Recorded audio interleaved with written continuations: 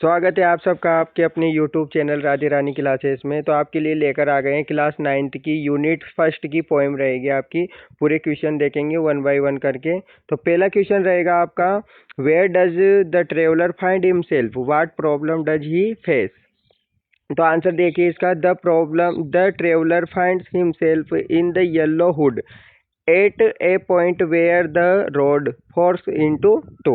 The problem that he faced is that he cannot decide which road to take to continue his journey, since it is not possible for him to travel both roads at the same time. Question number 2 देखिए, discuss what this process means you. तो ये 5 point है, इन पे discuss करने हैं अपन को, इनके answer इधर रहे। तो पहला पॉइंट देखिए, ये yellow wood, a yellow wood. तो पहला आंसर ये रहा इसका इधर, yellow wood symbolises the association and later stage of life. दूसरा इधर दूसरा पॉइंट रहा है, it was grassy and wanted wear. तो इसका आंसर ये इधर रहा, it means the road was full of grass and had not been used.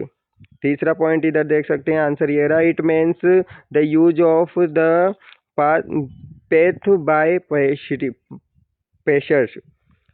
चौथा question, it means the level that had not turned black as no one had stepped to on him.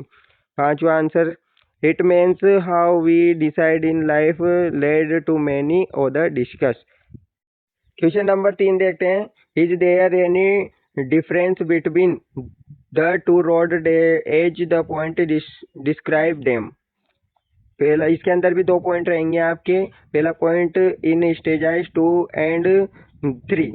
दूसरा point देखिए, in the last 2 line of the poem. तो पहला point के answer, in stages 2 and 3 the only difference is that the road the poet chose had better claim, as it was less used. Otherwise both roads whether almost the same।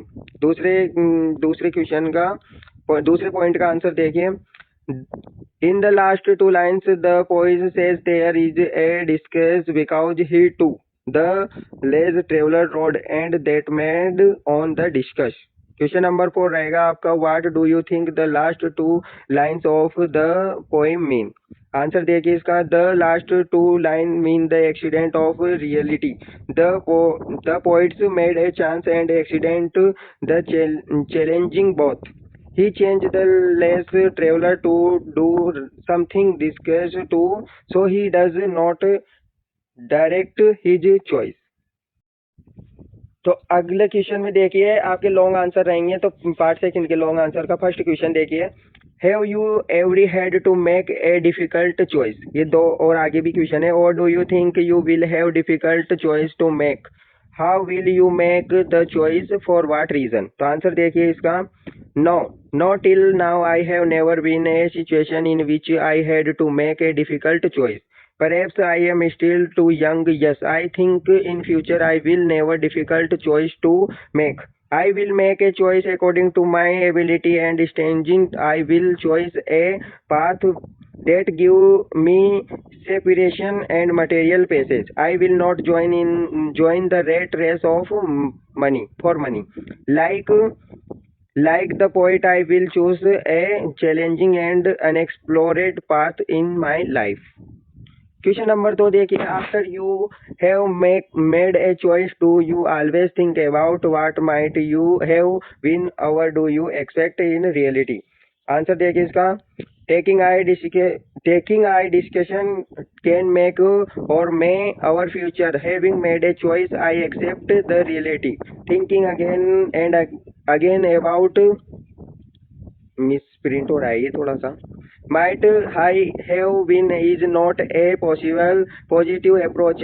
It never lets up be happy with our discussion. So I believe in string to my discussion। इसी के साथ में आपके पूरे question यहीं पे समाप्त होते हैं। वीडियो पसंद आए तो लाइक करना, शेयर करना एंड सब्सक्राइब जरूर करना। मिलते हैं अगली वीडियो में चैप्टर 2 के साथ।